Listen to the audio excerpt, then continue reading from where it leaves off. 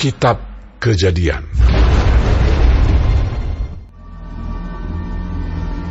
Kedengaranlah kepada Yakub, anak-anak Laban berkata demikian. Yakub telah mengambil segala harta milik ayah kita, dan dari harta itulah ia membangun segala kekayaannya. Lagi kelihatan kepada Yakub dari muka Laban bahwa Laban tidak lagi seperti yang sudah kepadanya.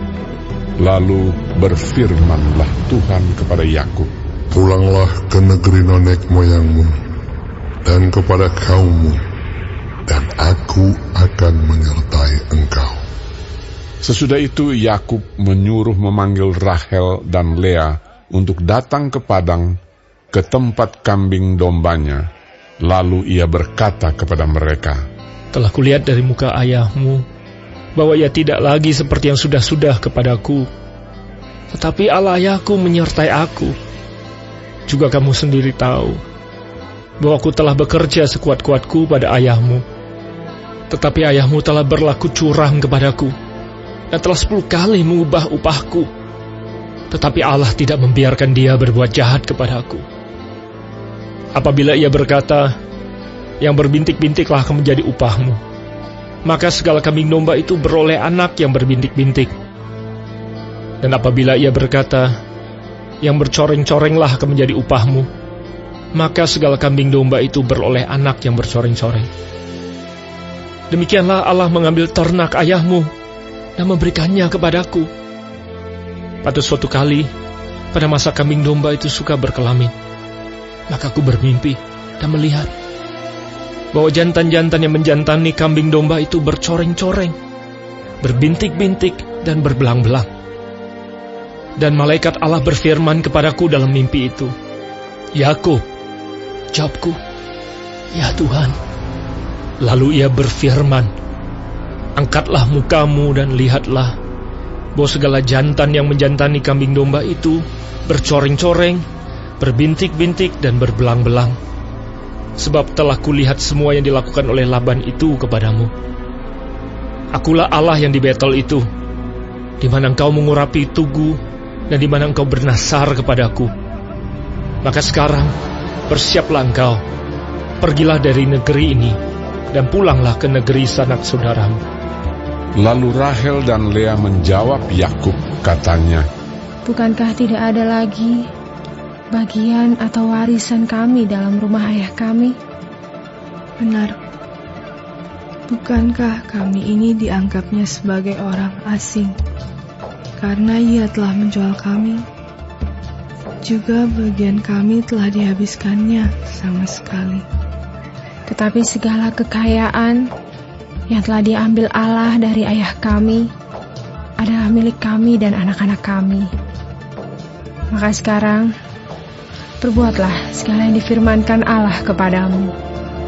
Lalu bersiaplah Yakub, dinaikkannya anak-anaknya dan istri-istrinya ke atas unta, digiringnya seluruh ternaknya dan segala apa yang telah diperolehnya, yakni ternak kepunyaannya yang telah diperolehnya di Padan Aram, dengan maksud pergi kepada Ishak, ayahnya, ke tanah Kanaan.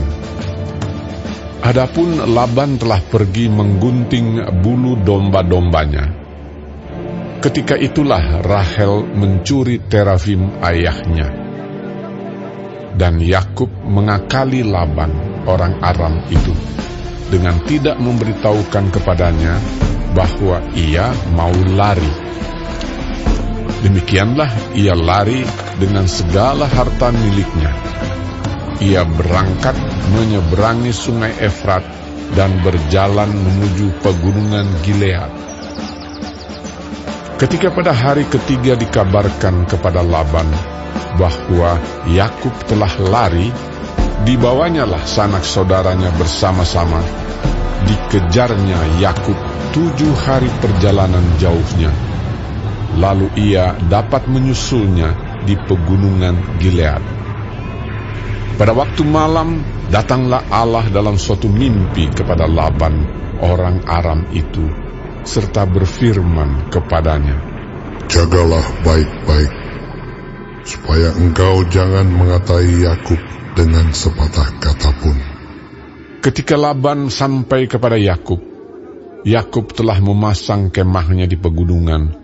Juga Laban dengan sanak saudaranya telah memasang kemahnya di pegunungan Gilead.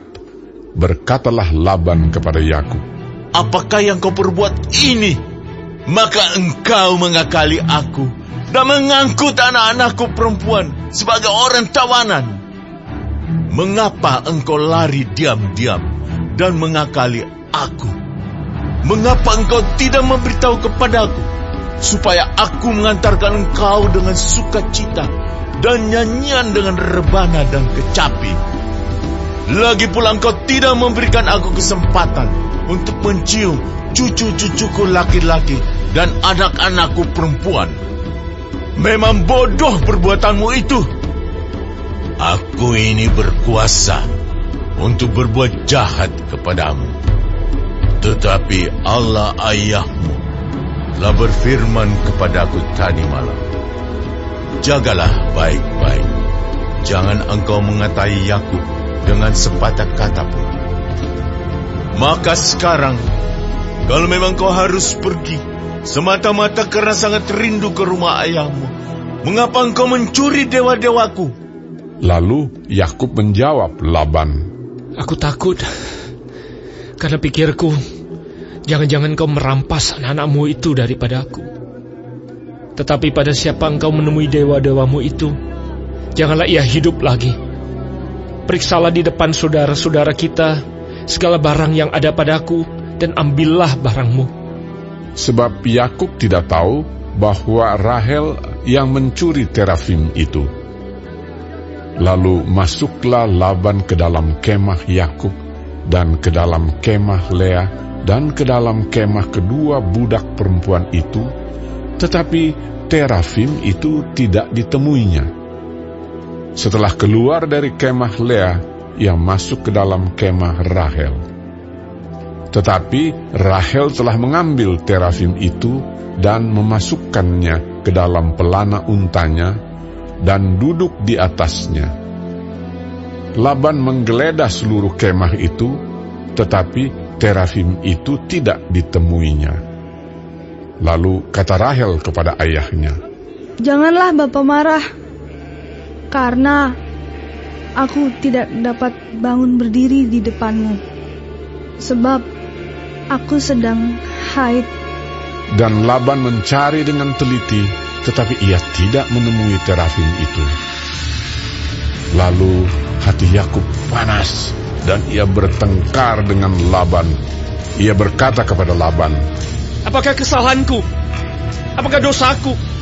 Maka engkau memburu aku sehebat itu. Engkau telah menggeledah segala barangku. Sekarang apakah yang kau temui dari segala barang rumahmu? Letakkanlah di sini di depan saudara-saudaraku dan saudara-saudaramu, supaya mereka mengadili antara kita berdua. Selama 20 tahun ini, aku bersama-sama dengan engkau. Domba dan kambing betinamu tidak pernah keguguran, dan jantan dari kambing dombamu tidak pernah kumakan. Yang diterkam oleh binatang buas tidak pernah kubawa kepadamu. Aku sendiri yang menggantinya. Yang dicuri orang, baik waktu siang, baik waktu malam, selalu engkau tuntut daripadaku. Aku dimakan panas hari waktu siang, dan kedinginan waktu malam, dan mataku jauh daripada tertidur. Selama 20 tahun ini aku di rumahmu. Aku telah bekerja padamu 14 tahun lamanya untuk mendapat kedua anakmu, dan 6 tahun untuk mendapat ternakmu, dan engkau telah 10 kali mengubah upahku.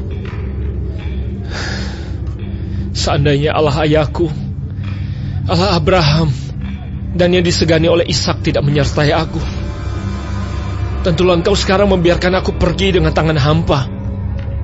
Tetapi kesengsaranku dan jerih payahku telah diperhatikan Allah, dan ia telah menjatuhkan putusan tadi malam.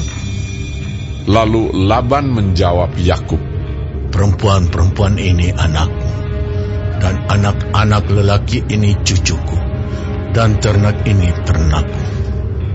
Bahkan segala yang kau lihat di sini adalah milikku. Jadi apakah yang dapat kuperbuat sekarang kepada anak-anakku ini, atau kepada anak-anak yang dilahirkan mereka? Maka sekarang marilah kita mengikat perjanjian, aku dan engkau, supaya itu menjadi kesaksian antara aku dan engkau. Kemudian Yakub mengambil sebuah batu dan didirikannya menjadi tugu. Selanjutnya berkatalah Yakub kepada sanak saudaranya, kumpulkanlah batu. Maka mereka mengambil batu dan membuat timbunan, lalu makanlah mereka di sana di dekat timbunan itu. Laban menamai timbunan batu itu Yegar Sahaduta, tetapi Yakub menamainya Galet. Lalu kata Laban, timbunan batu inilah pada hari ini menjadi kesaksian antara aku dan engkau. Itulah sebabnya timbunan itu dinamainya Galet dan juga Mispa, sebab katanya, Tuhan kiranya berjaga-jaga antara aku dan engkau apabila kita berjauhan. Jika engkau mengaibkan anak-anakku, dan jika engkau mengambil istri lain di samping anak-anakku itu, ingatlah, walaupun tidak ada orang dekat kita, Allah juga yang menjadi saksi antara aku dan engkau. Selanjutnya kata Laban kepada Yakub, inilah timbunan batu, dan inilah tugu yang kudirikan antara aku dan engkau. Timbunan batu dan tugu inilah menjadi kesaksian bahwa aku tidak akan melewati timbunan batu ini mendapatkan engkau, dan bahwa engkau pun tidak akan melewati timbunan batu dan tugu ini mendapatkan aku dengan berniat jahat. Allah Abraham dan Allah Nahor, Allah ayah mereka, kiranya menjadi hakim antara kita. Lalu Yakub bersumpah demi yang disegani oleh Ishak, ayahnya. Dan Yakub mempersembahkan korban sembelihan di gunung itu. Ia mengundang makan sanak saudaranya, lalu mereka makan serta bermalam di gunung itu. Keesokan harinya, pagi-pagi, Laban mencium cucu-cucunya dan anak-anaknya serta memberkati mereka. Kemudian pulanglah Laban kembali ke tempat tinggalnya.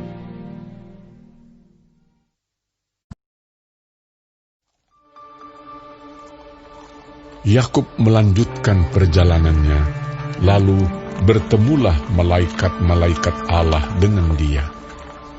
Ketika Yakub melihat mereka, berkatalah ia, ini bala tentara Allah. Sebab itu dinamainyalah tempat itu Mahanaim.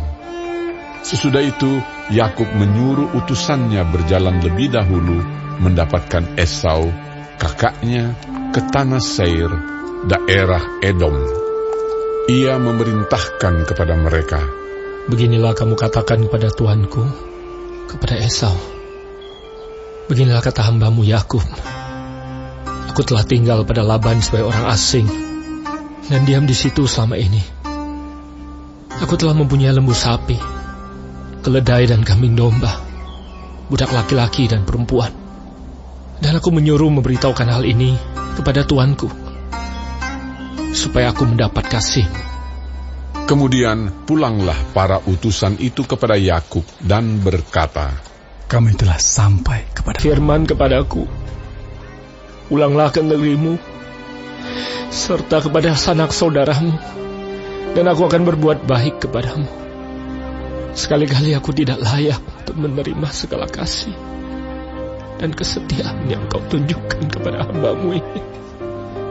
Sebab aku membawa hanya tongkatku ini waktu aku menyeberangi sungai Yordan ini, tetapi sekarang telah menjadi 2 pasukan.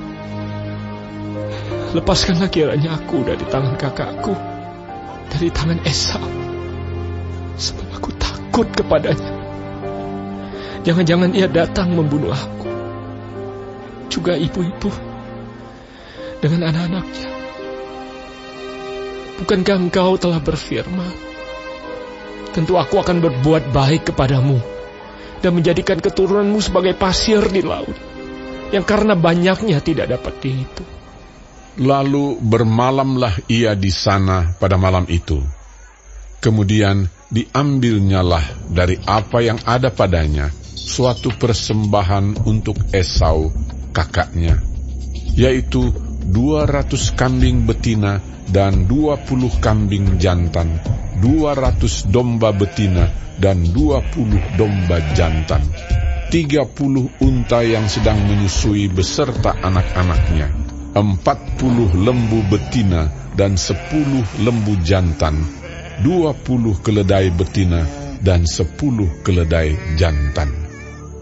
Diserahkannyalah semuanya itu kepada budak-budaknya untuk dijaga, tiap-tiap kumpulan tersendiri, dan ia berkata kepada mereka, Berjalanlah kamu lebih dahulu, dan jagalah supaya ada jarak antara kumpulan yang satu dengan kumpulan yang lain. Diperintahkannyalah kepada yang paling di muka. Apabila Esau, kakakku, bertemu dengan engkau dan bertanya kepadamu, siapakah tuanmu, dan kemanakah engkau pergi, dan milik siapakah ternak yang di depanmu itu? Jawablah, milik hambamu Yakub. Inilah persembahan yang dikirim kepada tuanku Esau, dan Yakub sendiri pun ada di belakang kami. Begitulah diperintahkannya, baik kepada yang kedua maupun kepada yang ketiga, dan kepada sekalian orang yang berjalan menggiring kumpulan hewan itu. Katanya, Seperti perkataanku tadilah, kamu katakan kepada Esau apabila kamu berjumpa dengan dia.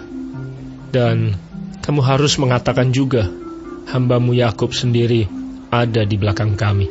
sebab pikir Yakub, Baiklah, aku mendamaikan hatinya dengan persembahan yang diantarkan lebih dahulu.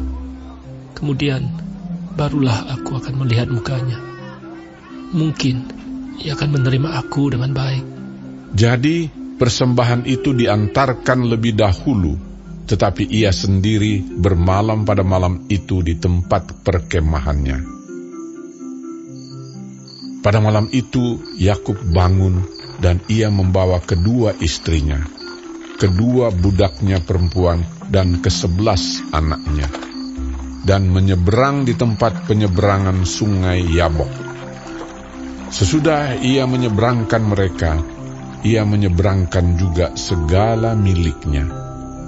Lalu tinggallah Yakub seorang diri, dan seorang laki-laki bergulat dengan dia sampai fajar menyingsing. Ketika orang itu melihat bahwa ia tidak dapat mengalahkannya, ia memukul sendi pangkal paha Yakub, sehingga sendi pangkal paha itu terpelecok ketika ia bergulat dengan orang itu. Lalu kata orang itu, Biarkanlah aku pergi, karena fajar telah menyingsing. Sahut Yakub, Aku tidak akan membiarkan kau pergi jika engkau tidak memberkati aku. Bertanyalah orang itu kepadanya. Siapakah namamu? Sahutnya, Yakub. lalu kata orang itu, Namamu tidak akan disebutkan lagi Yakub, tetapi Israel, sebab engkau telah bergumul melawan Allah dan manusia, dan engkau menang. Bertanyalah Yakub, Katakanlah juga namamu. tetapi sahutnya, Mengapa engkau menanyakan namaku? lalu diberkatinyalah Yakub di situ. Yakub menamai tempat itu Peniel, sebab katanya, Aku telah melihat Allah berhadapan muka, tetapi nyawaku tertolong. Lalu tampaklah kepadanya matahari terbit ketika ia telah melewati Peniel, dan Yakub pincang karena pangkal pahanya. Itulah sebabnya sampai sekarang orang Israel tidak memakan daging yang menutupi sendi pangkal paha, karena dia telah memukul sendi pangkal paha Yakub pada otot pangkal pahanya. Yakub pun melayangkan pandangnya. Lalu dilihatnyalah Esau datang dengan diiringi oleh 400 orang. Maka diserahkannyalah sebagian dari anak-anak itu kepada Lea, dan sebagian kepada Rahel, serta kepada kedua budak perempuan itu. Ia menempatkan budak-budak perempuan itu beserta anak-anak mereka di muka, Lea beserta anak-anaknya di belakang mereka, dan Rahel beserta Yusuf di belakang sekali. Dan ia sendiri berjalan di depan mereka, dan ia sujud sampai ke tanah 7 kali, hingga ia sampai ke dekat kakaknya itu. Tetapi Esau berlari mendapatkan dia, didekapnya dia, dipeluk lehernya, dan diciumnya dia. Lalu bertangis-tangisanlah mereka. Kemudian Esau melayangkan pandangnya. Dilihatnyalah perempuan-perempuan dan anak-anak itu. Lalu ia bertanya, "Siapakah orang-orang yang beserta engkau itu?" Jawab Yakub, "Anak-anak yang telah dikaruniakan Allah kepada hamba-Mu ini." Sesudah itu mendekatlah budak-budak perempuan itu beserta anak-anaknya, lalu mereka sujud. Mendekat jugalah Lea beserta anak-anaknya, dan mereka pun sujud. Kemudian mendekatlah Yusuf beserta Rahel, dan mereka juga sujud. Berkatalah Esau, "Apakah maksudmu dengan seluruh pasukan yang telah bertemu dengan aku tadi?" Jawabnya, "Untuk mendapat kasih tuanku." Tetapi kata Esau, "Aku mempunyai banyak adikku. Peganglah apa yang ada padamu." Tetapi kata Yakub, "Janganlah kiranya demikian. Jikalau aku telah mendapat kasih-Mu, terimalah persembahanku ini dari tanganku. Karena memang melihat muka-Mu adalah bagiku serasa melihat wajah Allah, dan Kau pun berkenan menyambut aku.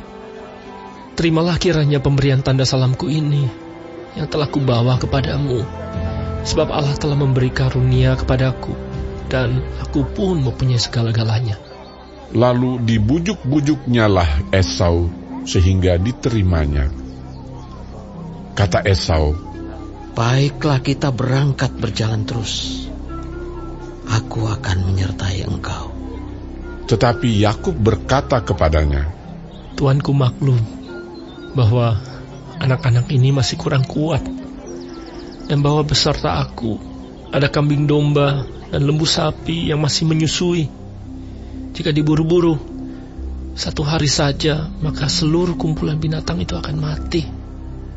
Biarlah kiranya tuanku berjalan lebih dahulu dari hamba-Mu ini, dan aku mau dengan hati-hati beringsut maju menurut langkah hewan yang berjalan di depanku, dan menurut langkah anak-anak, sampai aku tiba pada tuanku di Seir." Lalu kata Esau, "Kalau begitu, baiklah aku tinggalkan padamu beberapa orang dari pengiringku." Tetapi Yakub berkata, "Tidak usah demikian. Biarlah aku mendapat kasih tuanku saja." Jadi pulanglah Esau pada hari itu berjalan ke Seir. Tetapi Yakub berangkat ke Sukot, lalu mendirikan rumah, dan untuk ternaknya dibuatnya gubuk-gubuk. Itulah sebabnya tempat itu dinamai Sukot. Dalam perjalanannya dari Padan Aram, sampailah Yakub dengan selamat ke Sikem di tanah Kanaan. Lalu ia berkemah di sebelah timur kota itu. Kemudian dibelinyalah dari anak-anak Hemor, bapa Sikem, sebidang tanah tempat ia memasang kemahnya dengan harga 100 kesita. Ia mendirikan mezbah di situ, dan dinamainya itu Allah Israel ialah Allah. Pada suatu kali, pergilah Dina, anak perempuan Lea yang dilahirkannya bagi Yakub, mengunjungi perempuan-perempuan di negeri itu. Ketika itu terlihatlah ia oleh Sikem, anak Hemor, orang Hewi, raja negeri itu. Lalu Dina itu dilarikannya dan diperkosanya. Tetapi terikatlah hatinya kepada Dina, anak Yakub. Ia cinta kepada gadis itu, lalu menenangkan hati gadis itu. Sebab itu berkatalah Sikem kepada Hemor, ayahnya, ambillah bagiku gadis ini untuk menjadi istriku. Kedengaranlah kepada Yakub bahwa Sikem mencemari Dina. Tetapi anak-anaknya ada di padang menjaga ternaknya. Jadi Yakub mendiamkan soal itu sampai mereka pulang. Lalu Hemor, ayah Sikem, pergi mendapatkan Yakub untuk berbicara dengan dia. Sementara itu, anak-anak Yakub pulang dari padang, dan sesudah mendengar peristiwa itu, orang-orang ini sakit hati dan sangat marah karena Sikem telah berbuat noda di antara orang Israel dengan memperkosa anak perempuan Yakub, sebab yang demikian itu tidak patut dilakukan. Berbicaralah Hemor kepada mereka itu, hati Sikem anakku mengingini anakmu. Kiranya kamu memberikan dia kepadanya menjadi istrinya. Dan biarlah kita ambil-mengambil. Berikanlah gadis-gadis kamu kepada kami, dan ambillah gadis-gadis kami. Tinggallah pada kami, negeri ini terbuka untuk kamu. Tinggallah di sini, jalanilah negeri ini dengan bebas, dan menetaplah di sini. Lalu Sikem berkata kepada ayah anak itu dan kepada kakak-kakaknya, biarlah kiranya aku mendapat kasihmu. Aku akan memberikan kepadamu apa yang kamu minta. Walaupun kamu bebankan kepadaku uang jujuran dan uang mahar seberapa banyak pun, aku akan memberikan apa yang kamu minta. Tetapi berilah gadis itu kepadaku menjadi istriku. Lalu anak-anak Yakub menjawab Sikem dan Hemor, ayahnya, dengan tipu muslihat, karena Sikem telah mencemari Dina, adik mereka itu. Berkatalah mereka kepada kedua orang itu, kami tidak dapat berbuat demikian, memberikan adik kami kepada seorang laki-laki yang tidak bersunat, sebab hal itu aib bagi kami. Hanyalah dengan syarat ini kami dapat menyetujui permintaanmu. Kamu harus sama seperti kami, yaitu setiap laki-laki di antara kamu harus disunat. Barulah kami akan memberikan gadis-gadis kami kepada kamu dan mengambil gadis-gadis kamu. Maka kami akan tinggal padamu, dan kita akan menjadi satu bangsa. Tetapi jika kamu tidak mendengarkan perkataan kami, dan kamu tidak disunat, maka kami akan mengambil kembali anak itu, lalu pergi. Lalu Hemor dan Sikem, anak Hemor, menyetujui usul mereka. Dan orang muda itu tidak bertangguh melakukannya, sebab ia suka kepada anak Yakub. Lagi pula, ia seorang yang paling dihormati di antara seluruh kaum keluarganya. Lalu pergilah Hemor dan Sikem, anaknya itu, ke pintu gerbang kota mereka, dan mereka berbicara kepada penduduk kota itu. Orang-orang itu mau hidup damai dengan kita. Biarlah mereka tinggal di negeri ini dan menjalaninya dengan bebas. Bukankah negeri ini cukup luas untuk mereka? Maka kita dapat mengambil gadis-gadis mereka menjadi istri kita, dan kita dapat memberikan gadis-gadis kita kepada mereka. Namun hanya dengan syarat ini, orang-orang itu setuju tinggal bersama-sama dengan kita, sehingga kita menjadi satu bangsa, yaitu setiap laki-laki di antara kita harus disunat, seperti mereka bersunat. Ternak mereka, harta benda mereka, dan segala hewan mereka, bukankah semuanya itu akan menjadi milik kita? Hanya biarlah kita menyetujui permintaan mereka, sehingga mereka tetap tinggal pada kita. Maka usul Hemor dan Sikem, anaknya itu, didengarkan oleh semua orang yang datang berkumpul di pintu gerbang kota itu. Lalu disunatlah setiap laki-laki, yakni setiap orang dewasa di kota itu. Pada hari ketiga, ketika mereka sedang menderita kesakitan, datanglah 2 orang anak Yakub, yaitu Simeon dan Lewi, kakak-kakak Dina, setelah masing-masing mengambil pedangnya, menyerang kota itu dengan tidak takut-takut serta membunuh setiap laki-laki. Juga Hemor dan Sikem, anaknya, dibunuh mereka dengan mata pedang. Dan mereka mengambil Dina dari rumah Sikem lalu pergi. Kemudian datanglah anak-anak Yakub merampasi orang-orang yang terbunuh itu, lalu menjarah kota itu karena adik mereka telah dicemari. Kambing dombanya dan lembu sapinya, keledainya dan segala yang di dalam dan di luar kota itu dibawa mereka. Segala kekayaannya, semua anaknya dan perempuannya ditawan dan dijarah mereka, juga seluruhnya yang ada di rumah-rumah. Yakub berkata kepada Simeon dan Lewi, "Kamu telah mencelakakan aku dengan membusukkan namaku kepada penduduk negeri ini, kepada orang Kanaan dan orang Feris. Padahal kita ini hanya sedikit jumlahnya. Apabila mereka bersekutu melawan kita, tentulah mereka akan memukul kita kalah, dan kita akan dipunahkan, aku beserta seisi rumahku." Tetapi jawab mereka, "Mengapa adik kita diperlakukannya sebagai seorang perempuan sundal?"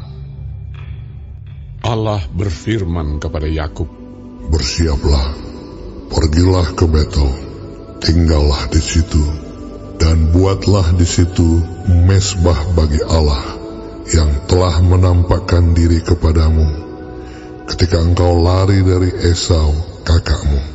Lalu berkatalah Yakub kepada seisi rumahnya dan kepada semua orang yang bersama-sama dengan dia, "Jauhkanlah dewa-dewa asing yang ada di tengah-tengah kamu.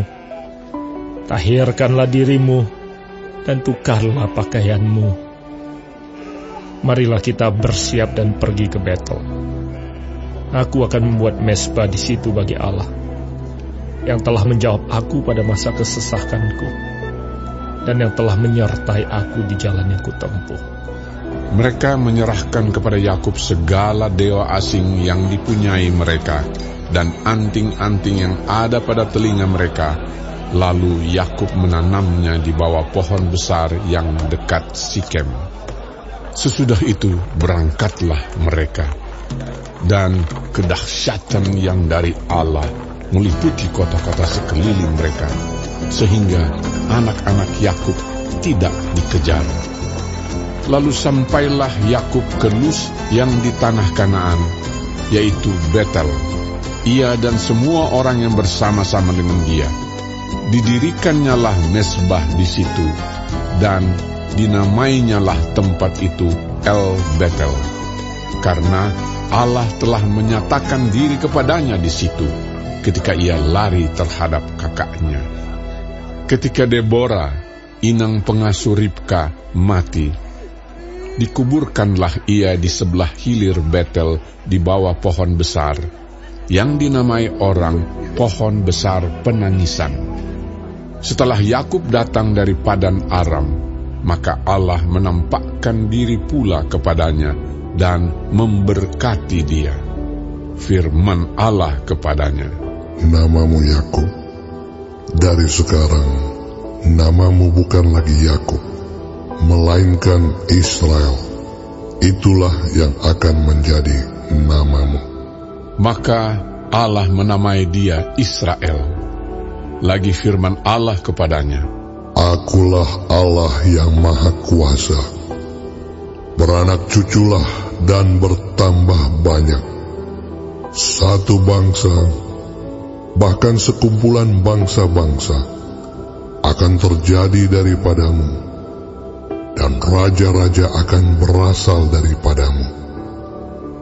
Dan negeri ini yang telah kuberikan kepada Abraham dan kepada Ishak, akan kuberikan kepadamu dan juga kepada keturunanmu."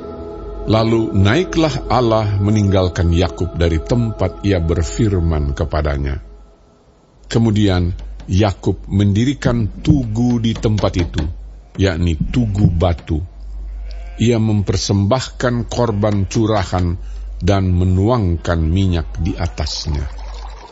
Yakub menamai tempat di mana Allah telah berfirman kepadanya, Betel. Sesudah itu berangkatlah mereka dari Betel. Ketika mereka tidak berapa jauh lagi dari Efrata, bersalinlah Rahel, dan bersalinnya itu sangat sukar.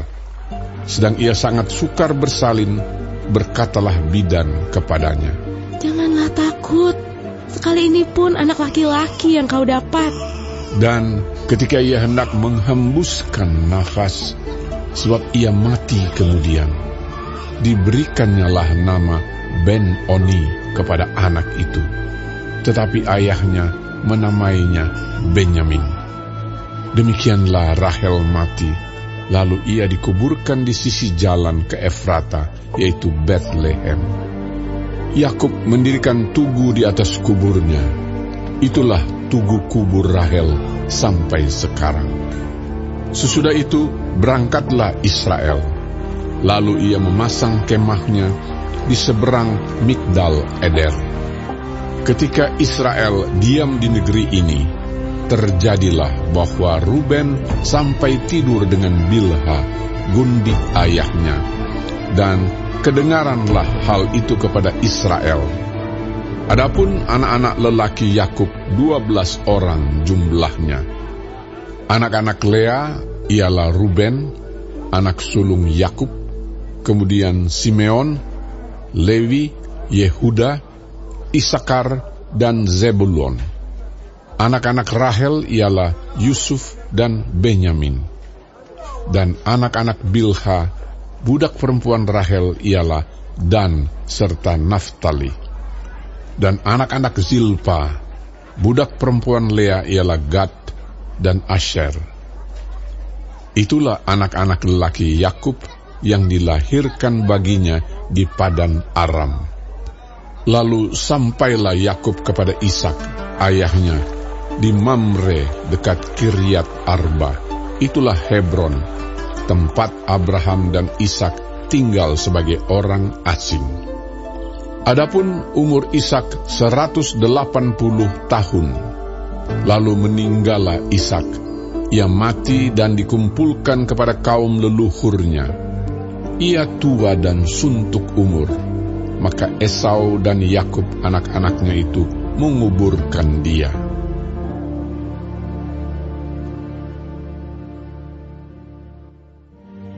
Inilah keturunan Esau, yaitu Edom. Esau mengambil perempuan-perempuan Kanaan menjadi istrinya, yakni Ada, anak Elon orang Het, dan Oholibama, anak Ana, anak Zibeon orang Hewi, dan Basmat, anak Ismael, adik Nebayot. Ada melahirkan Elifas bagi Esau, dan Basmat melahirkan Rehuel, dan Oholibama melahirkan Yeus, Yaelam, dan Korah. Itulah anak-anak Esau yang lahir baginya di tanah Kanaan. Esau membawa istri-istrinya, anak-anaknya lelaki dan perempuan, dan semua orang yang ada di rumahnya, ternaknya, segala hewannya, dan segala harta bendanya yang telah diperolehnya di tanah Kanaan. Lalu pergilah ia ke negeri lain, dan ia meninggalkan Yakub, adiknya itu. Sebab harta milik mereka terlalu banyak, sehingga mereka tidak dapat tinggal bersama-sama, dan negeri penumpangan mereka tidak dapat memuat mereka karena banyaknya ternak mereka itu. Maka menetaplah Esau di pegunungan Seir. Esau itulah Edom. Inilah keturunan Esau, bapa orang Edom, di pegunungan Seir. Nama anak-anaknya ialah Elifas, anak Ada, istri Esau, Rehuel, anak Basmat, istri Esau. Anak-anak Elifas ialah Teeman, Omar, Zefo, Gaetam, dan Kenas. Timna adalah gundik Elifas anak Esau. Ia melahirkan Amalek bagi Elifas. Itulah cucu-cucu Ada, istri Esau. Inilah anak-anak Rehuel, Nahat, Zera, Syama, dan Miza. Itulah cucu-cucu Basmat, istri Esau. Inilah anak-anak Oholibama, istri Esau itu, anak Ana, anak Zibeon. Ia melahirkan bagi Esau, Yeus, Yaelam, dan Korah. Inilah kepala-kepala kaum Bani Esau, keturunan Elifas, anak sulung Esau. Ialah kepala kaum Teeman, kepala kaum Omar, kepala kaum Zevo, kepala kaum Kenas, kepala kaum Korah, kepala kaum Gaetam, dan kepala kaum Amalek. Itulah kepala-kepala kaum Elifas di tanah Edom. Itulah keturunan Ada. Inilah keturunan Rehuel, anak Esau, kepala kaum Nahat, kepala kaum Zera, kepala kaum Syama, dan kepala kaum Miza. Itulah kepala-kepala kaum Rehuel di tanah Edom. Itulah keturunan Basmat, istri Esau. Inilah keturunan Oholibama, istri Esau, kepala kaum Yeus, kepala kaum Yaelam, kepala kaum Korah. Itulah kepala-kepala kaum Oholibama, istri Esau, anak Ana. Itulah Bani Esau, yakni Edom, dan itulah kepala-kepala kaum mereka. Inilah anak-anak Seir, orang Hori, penduduk negeri itu. Lotan, Shobal, Zibeon, Ana, Dishon, Ezer, Dishan. Itulah kepala-kepala kaum orang Hori, anak-anak Seir di tanah Edom. Anak-anak Lotan ialah Hori dan Heman, dan saudara perempuan Lotan ialah Timna. Inilah anak-anak Shobal, Alwan, Manahat, Ebal, Shefo, dan Onam. Inilah anak-anak Zibeon, Aya, dan Ana. Ana inilah yang menemui mata-mata air panas di padang gurun, ketika ia sedang menggembalakan keledai Zibeon, ayahnya itu. Inilah anak-anak Ana, Dishon, dan Oholibama, anak perempuan Ana.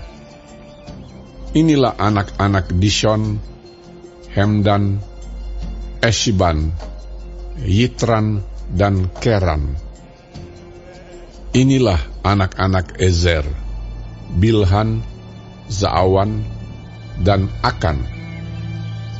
Inilah anak-anak Dishan, Us, dan Aran.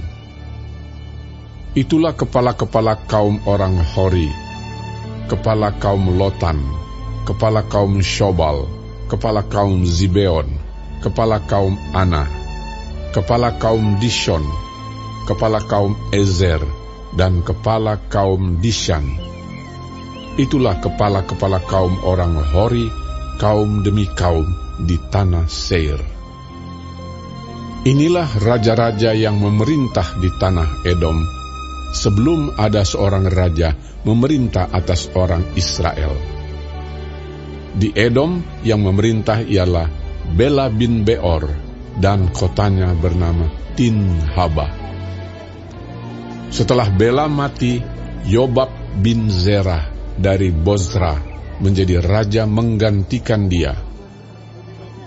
Setelah Yobab mati, Husham dari negeri orang Teeman menjadi raja menggantikan dia. Setelah Husham mati, Hadad bin Bedad menjadi raja menggantikan dia. Dialah yang memukul kalah orang Midian di daerah Moab, dan kotanya bernama Awit. Setelah Hadad mati, Samlah dari Masreka menjadi raja menggantikan dia. Setelah Samlah mati, Saul dari Rehobot yang di pinggir sungai menjadi raja menggantikan dia. Setelah Saul mati, Baal Hanan bin Akbor menjadi raja menggantikan dia. Setelah Baal Hanan bin Akbor mati, Hadar menjadi raja menggantikan dia. Kotanya bernama Pahu dan istrinya bernama Mehetabeel binti Matred binti Mezahab. Inilah nama kepala-kepala kaum Esau menurut kaum dan tempat mereka, dengan nama mereka masing-masing. Kepala kaum Timna, kepala kaum Alwa, kepala kaum Yetet, kepala kaum Oholibama, kepala kaum Ela, kepala kaum Pinon, kepala kaum Kenas, kepala kaum Teeman, kepala kaum Mibzar, kepala kaum Magdiel, dan kepala kaum Iram. Itulah kepala-kepala kaum Edom menurut tempat kediaman mereka di tanah milik mereka. Edom ialah Esau, bapa orang Edom. Adapun Yakub, ia diam di negeri penumpangan ayahnya, yakni di tanah Kanaan. Inilah riwayat keturunan Yakub. Yusuf tatkala berumur 17 tahun, jadi masih muda, biasa menggembalakan kambing domba bersama-sama dengan saudara-saudaranya, anak-anak Bilha dan Zilpa, kedua istri ayahnya. Dan Yusuf menyampaikan kepada ayahnya kabar tentang kejahatan saudara-saudaranya. Israel lebih mengasihi Yusuf dari semua anaknya yang lain, sebab Yusuf itulah anaknya yang lahir pada masa tuanya, dan ia menyuruh membuat jubah yang maha indah bagi dia. Setelah dilihat oleh saudara-saudaranya bahwa ayahnya lebih mengasihi Yusuf dari semua saudaranya, maka bencilah mereka itu kepadanya dan tidak mau menyapanya dengan ramah. Pada suatu kali bermimpilah Yusuf, lalu mimpinya itu diceritakannya kepada saudara-saudaranya, sebab itulah mereka lebih benci lagi kepadanya. Karena katanya kepada mereka, "Coba, dengarkan mimpi yang kumimpikan ini. Tampak kita sedang di ladang mengikat berkas-berkas gandum. Lalu bangkitlah berkasku dan tegak berdiri.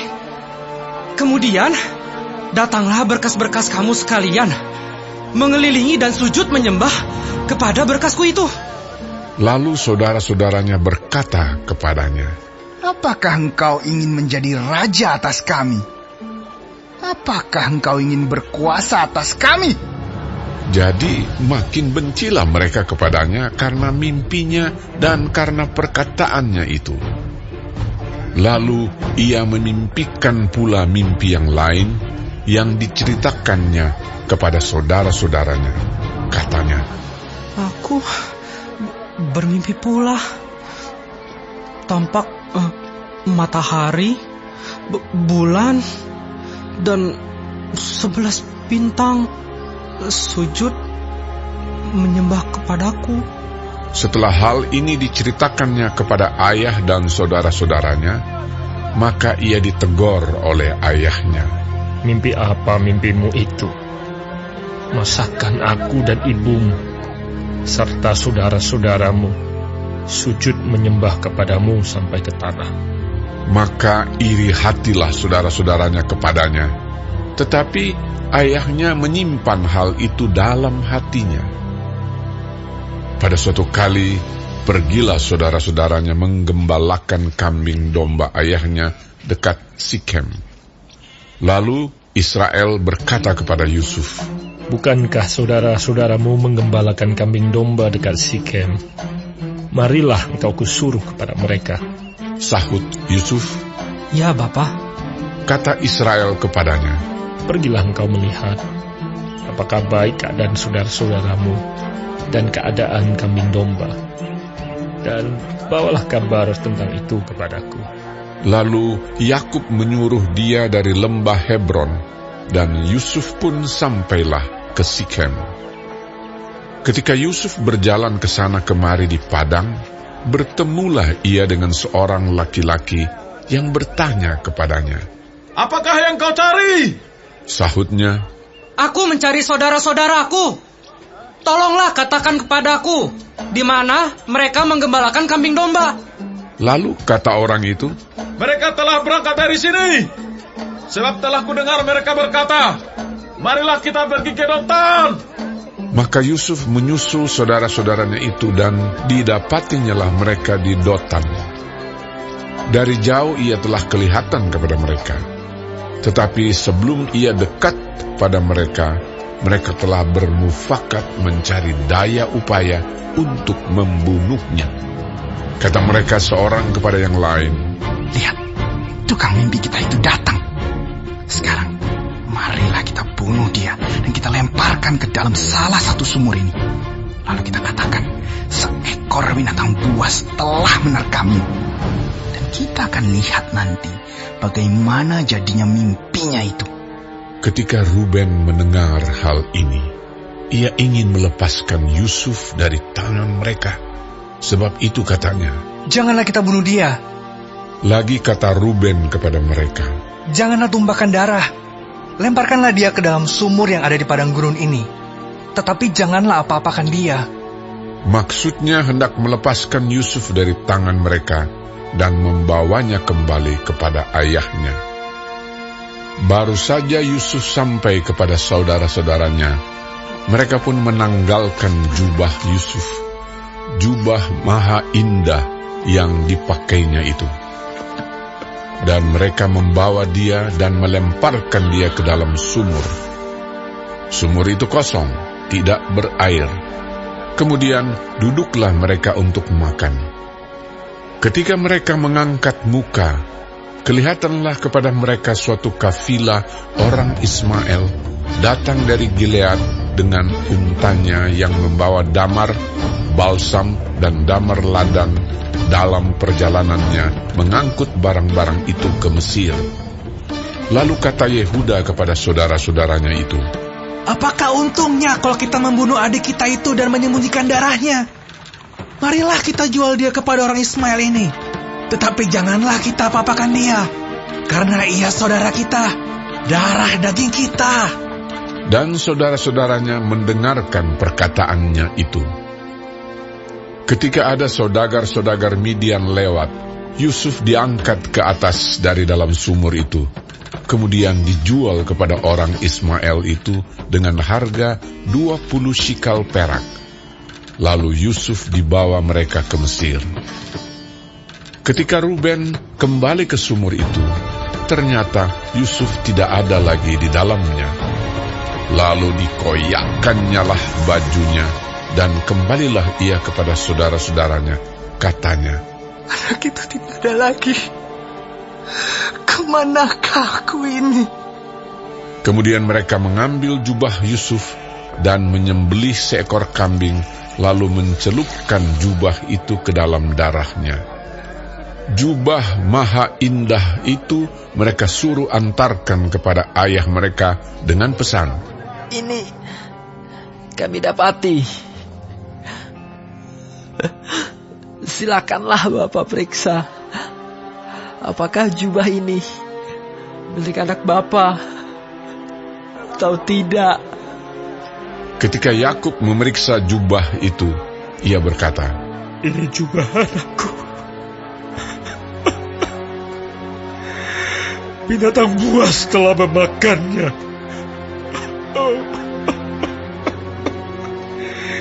Tentulah Yusuf telah diterkam Dan Yakub mengoyakkan jubahnya, lalu mengenakan kain kabung pada pinggangnya, dan berkabunglah ia berhari-hari lamanya karena anaknya itu.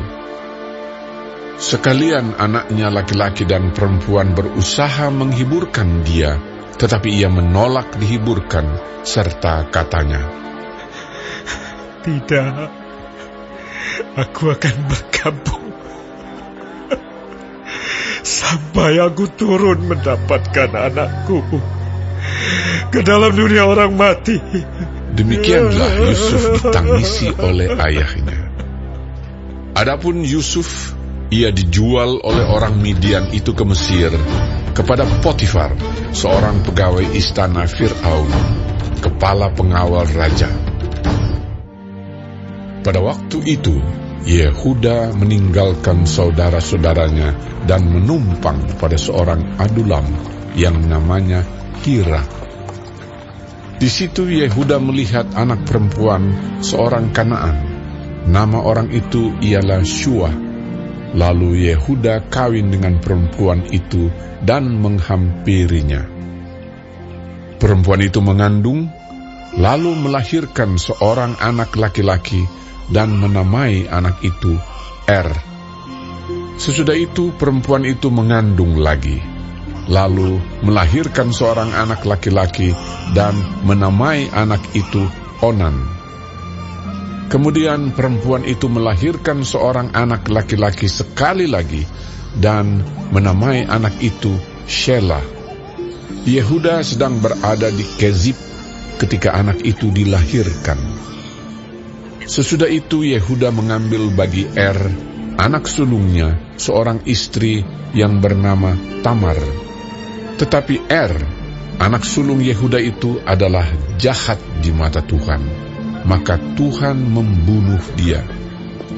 Lalu berkatalah Yehuda kepada Onan, "Hampirilah istri kakakmu itu. Kawinlah dengan dia sebagai ganti kakakmu, dan bangkitkanlah keturunan bagi kakakmu." Tetapi Onan tahu bahwa bukan ia yang empunya keturunannya nanti. Sebab itu setiap kali ia menghampiri istri kakaknya itu, ia membiarkan maninya terbuang, supaya ia jangan memberi keturunan kepada kakaknya. Tetapi yang dilakukannya itu adalah jahat di mata Tuhan. Maka Tuhan membunuh dia juga. Lalu berkatalah Yehuda kepada Tamar, menantunya itu, "Tinggallah sebagai janda di rumah ayahmu, sampai anakku Shelah itu besar." Sebab pikirnya, jangan-jangan ia mati seperti kedua kakaknya itu. Maka pergilah Tamar dan tinggal di rumah ayahnya. Setelah beberapa lama, matilah anak Shua, istri Yehuda. Habis berkabung, pergilah Yehuda ke Timna, kepada orang-orang yang menggunting bulu domba-dombanya, bersama dengan Hira, sahabatnya, orang Adulam itu. Ketika dikabarkan kepada Tamar, "Bapak mertuamu sedang di jalan ke Timna untuk menggunting bulu domba-dombanya," maka ditanggalkannya lah pakaian kejandaannya. Ia bertelekung dan berselubung, lalu pergi duduk di pintu masuk ke Enaim yang di jalan ke Timna. Karena dilihatnya bahwa Shelah telah menjadi besar, dan dia tidak diberikan juga kepada Shelah itu untuk menjadi istrinya. Ketika Yehuda melihat dia, disangkanyalah dia seorang perempuan sundal, karena ia menutupi mukanya. Lalu berpalinglah Yehuda mendapatkan perempuan yang di pinggir jalan itu, serta berkata, "Marilah, aku mau menghampiri engkau." Sebab ia tidak tahu bahwa perempuan itu menantunya. Tanya perempuan itu, "Apakah yang akan kau berikan kepadaku jika engkau menghampiri aku?" Jawabnya, "Aku akan mengirimkan kepadamu seekor anak kambing dari kambing dombaku." Kata perempuan itu, "Asal engkau memberikan tanggungannya sampai engkau mengirimkannya kepadaku." Tanyanya, "Apakah tanggungan yang harus kuberikan kepadamu Jawab perempuan itu, cap materaimu, serta kalungmu, dan tongkat yang ada di tanganmu. Lalu diberikannya semuanya itu kepadanya, maka ia menghampirinya. Perempuan itu mengandung daripadanya. Bangunlah perempuan itu, lalu pergi. Ditanggalkannya telekungnya, dan dikenakannya pula pakaian kejandaannya. Adapun Yehuda, ia mengirimkan anak kambing itu dengan perantaraan sahabatnya, orang Adulam itu, untuk mengambil kembali tanggungannya dari tangan perempuan itu, tetapi perempuan itu tidak dijumpainya lagi. Ia bertanya-tanya di tempat tinggal perempuan itu, "Di manakah perempuan jalang yang duduk tadinya di pinggir jalan di Enaim itu?" Jawab mereka, "Tidak ada di sini perempuan jalang." Kembalilah ia kepada Yehuda dan berkata, "Tidak ada kujumpai dia." Dan juga orang-orang di tempat itu berkata, "Tidak ada perempuan jalang di sini." Lalu berkatalah Yehuda, "Biarlah barang-barang itu dipegangnya, supaya kita jangan menjadi buah olok-olok orang.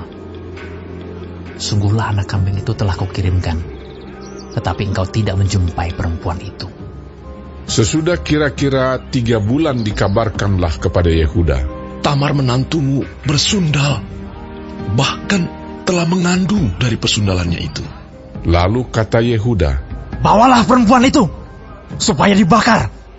Waktu dibawa, perempuan itu menyuruh orang kepada mertuanya mengatakan, "Dari laki-laki yang mempunyai barang-barang inilah aku mengandung."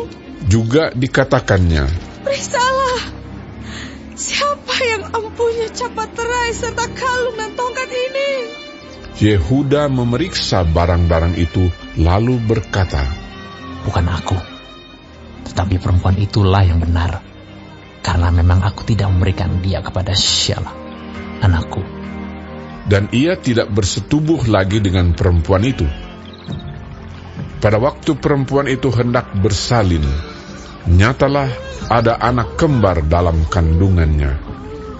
Dan ketika ia bersalin, seorang dari anak itu mengeluarkan tangannya, lalu dipegang oleh bidan, diikatnya dengan benang kirmisi, serta berkata, "Inilah yang lebih dahulu keluar."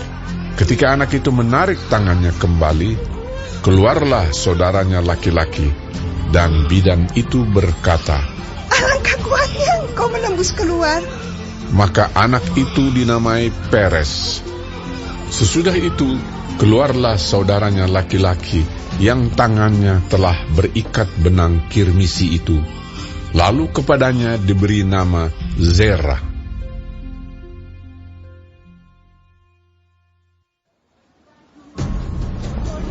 Adapun Yusuf telah dibawa ke Mesir, dan Potifar, seorang Mesir, pegawai istana Fir'aun, kepala pengawal raja, membeli dia dari tangan orang Ismail yang telah membawa dia ke situ.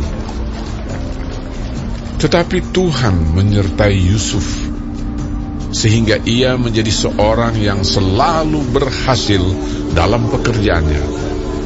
Maka tinggallah ia di rumah tuannya, orang Mesir itu. Setelah dilihat oleh tuannya bahwa Yusuf disertai Tuhan dan bahwa Tuhan membuat berhasil segala sesuatu yang dikerjakannya, maka Yusuf mendapat kasih tuannya dan ia boleh melayani dia. Kepada Yusuf diberikannya kuasa atas rumahnya, dan segala miliknya diserahkannya pada kekuasaan Yusuf.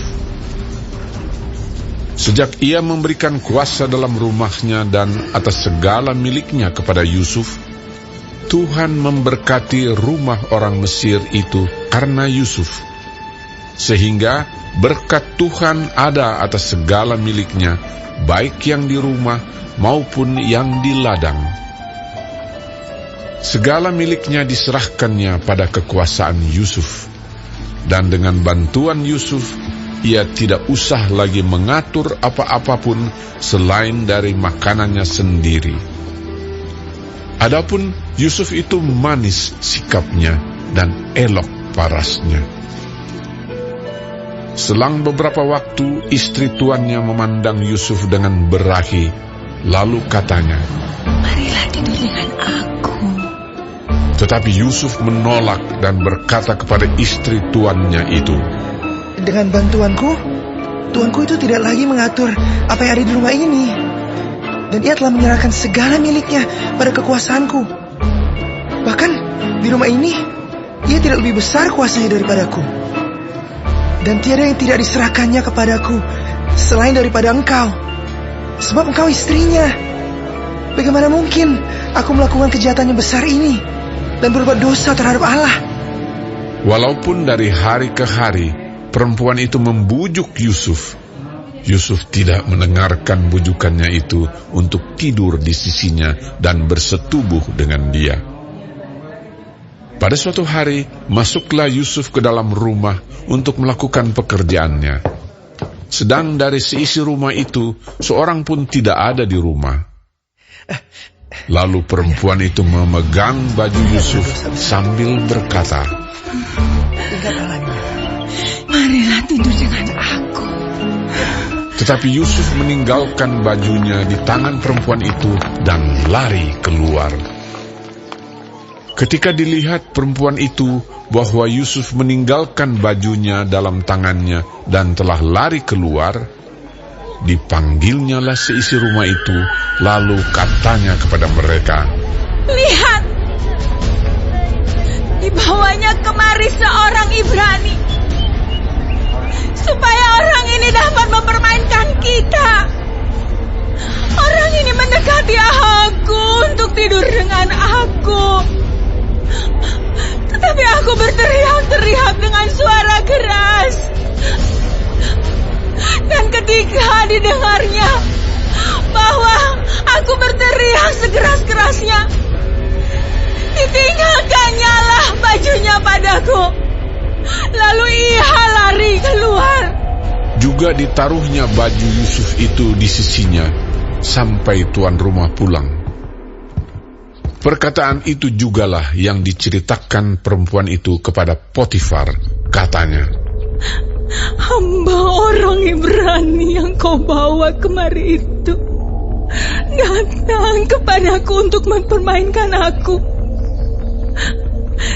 Tetapi ketika aku berteriak sekeras-kerasnya, ditinggalkannya bajunya padaku. Lalu ia lari keluar." Baru saja didengar oleh tuannya perkataan yang diceritakan istrinya kepadanya. "Begini-begitulah aku diperlakukan oleh hambamu itu." Maka bangkitlah amarahnya.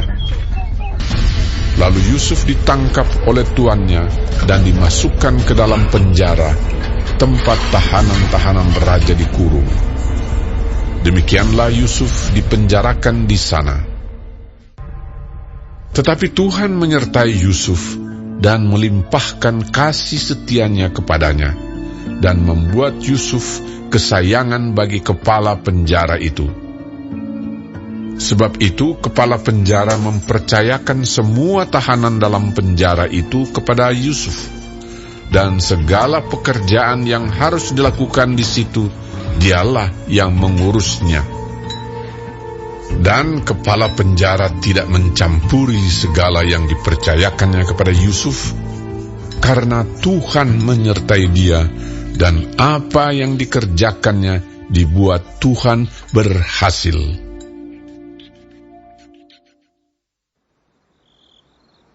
Sesudah semuanya itu terjadilah bahwa juru minuman Raja Mesir dan juru rotinya membuat kesalahan terhadap tuannya, Raja Mesir itu. Maka murkalah Fir'aun kepada kedua pegawai istananya, kepala juru minuman dan kepala juru roti itu. Ia menahan mereka dalam rumah kepala pengawal raja, dalam penjara tempat Yusuf dikurung. Kepala pengawal raja menempatkan Yusuf bersama-sama dengan mereka untuk melayani mereka. Demikianlah mereka ditahan beberapa waktu lamanya. Pada suatu kali bermimpilah mereka keduanya, baik juru minuman maupun juru roti Raja Mesir yang ditahan dalam penjara itu. Masing-masing ada mimpinya pada satu malam juga, dan mimpi masing-masing itu ada artinya sendiri. Ketika pada waktu pagi Yusuf datang kepada mereka, segera dilihatnya bahwa mereka bersusah hati. Lalu ia bertanya kepada pegawai-pegawai istana Fir'aun yang ditahan bersama-sama dengan dia dalam rumah tuannya itu, "Mengapakah hari ini mukamu semuram itu?" Jawab mereka kepadanya, "Kami bermimpi, tetapi tidak ada orang yang dapat mengartikannya." Lalu kata Yusuf kepada mereka, "Bukankah Allah yang menerangkan arti mimpi? Ceritakanlah kiranya mimpimu itu kepadaku." Kemudian juru minuman itu menceritakan mimpinya kepada Yusuf. Katanya, "Dalam mimpiku itu, tampak ada pohon anggur di depanku. Pohon anggur itu ada 3 carangnya, dan baru saja pohon itu bertunas. Bunganya sudah keluar, dan tandan-tandannya penuh buah anggur yang ranum. Dan di tanganku ada piala Firaun. Buah anggur itu kuambil, lalu kuperas ke dalam piala Firaun, kemudian kusampaikan piala itu ke tangan Firaun." Kata Yusuf kepadanya, "Beginilah arti mimpi itu. Ketiga carang itu artinya 3 hari. Dalam 3 hari ini, Firaun akan meninggikan engkau dan mengembalikan engkau ke dalam pangkatmu yang dahulu. Dan engkau akan menyampaikan piala ke tangan Firaun seperti dahulu kala, ketika engkau jadi juru minumannya. Tetapi ingatlah kepadaku, apabila keadaanmu telah baik nanti, tunjukkanlah terima kasihmu kepadaku dengan menceritakan hal ikhwalku kepada Firaun. Dan tolonglah keluarkan aku dari rumah ini. Sebab aku diculik begitu saja dari negeri orang Ibrani. Dan di sini pun aku tidak pernah melakukan apa-apa yang menyebabkan aku layak dimasukkan ke dalam liang tutupan ini."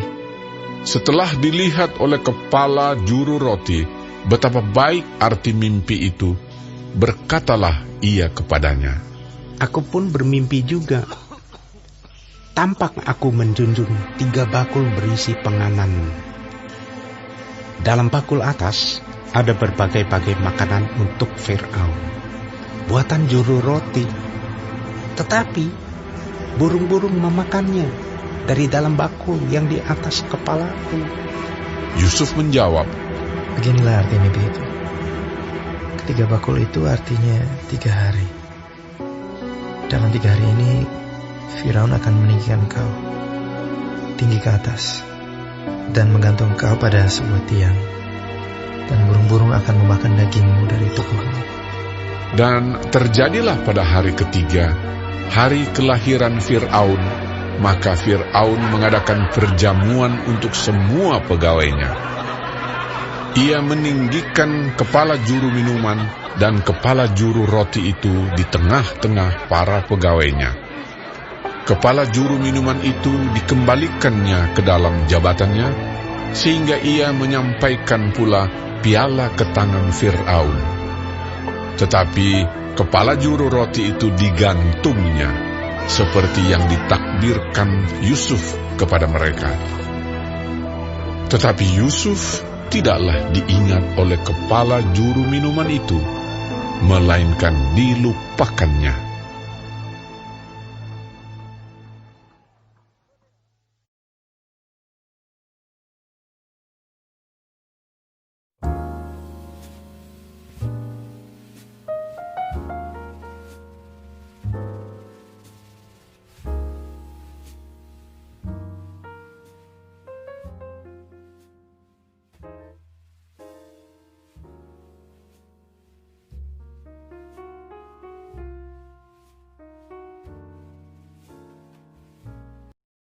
Thank you.